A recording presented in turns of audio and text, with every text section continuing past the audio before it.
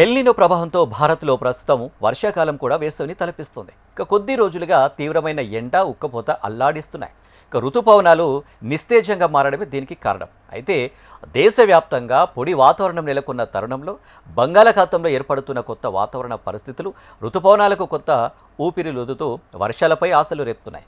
Pacific మహాసముద్రంలో ఏర్పడిన కొన్ని వాతావరణ పరిస్థితులు బంగాళాఖాతం వైపునకు పయనిస్తున్నాయి. వీటి ప్రభావంతో దేశంలో కొంతకాలంగా బలహీనపడిన ఋతుపవనాలు మళ్లీ పుంజుకొనున్నాయని వాతావరణ నిపుణులు అంచనా వేస్తున్నారు. అయితే బంగాళాఖాతంలో జరుగుతున్న ఈ మార్పుల వల్ల సముద్రపు గాలులు బలంగా వేస్తూ దట్టమైన మేఘాలు అలుముకుంటున్నాయి. 2-3 రోజుల్లో ఈ పరిస్థితి మరింత బలపడి అల్పపీడనంగా మారనుంది. ఈ అల్పపీడనం క్రమంగా ఒడిశా, పశ్చిమ బెంగాల్ వైపు పయనించి తూర్పు భారతంలో విస్తారంగా వర్షాలు కురిసేందుకు అవకాశం ఉంటుంది. అయితే ఆ తర్వాత దీని ప్రభావం మధ్య ఉత్తర భారతం పైన ఉంటుంది. దీంతో తూర్పు, మధ్య, ఉత్తర భారతంలో భారీ వర్షాలు కురుస్తాయని అంచనా కూడా వేస్తున్నారు.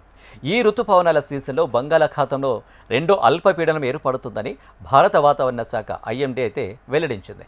ఈ పరిస్థితి ఇప్పటికీ బలహీనపడిన ఋతుపవనాలకు కొత్త ఊతమిస్తుందని తెలిపింది. ఈ అల్పపీడనం ఋతుపవనాలను మరింత చురుకుగా కదిలేలా చేస్తుందని నిపుణులు అంచనా వేస్తున్నారు. అయితే ఇది ఎంతవరకు విస్తరిస్తుందనేది దాని బలం, మార్గం, తీవ్రత, కాల పరిమితిపై ఆధారపడి ఉంటుందని భావిస్తున్నారు. వాస్తవానికి బంగాళాఖాతంలో ఏర్పడనున్న అల్పపీడన పరిస్థితులు పశ్చిమ పసిఫిక్లో వాతావరణ అవంతరాల వల్ల ఏర్పడ్డాయి. దీనివల్ల తైవాన్ను దాటుకొని దక్షిణ చైనా మీదుగా వెళ్లిన బావి తుఫాన్ కొరియా తీరం వైపు కదులుతూ ఆ ప్రాంతంలో భారీ వర్షాలకైతే కారణమవుతుంది.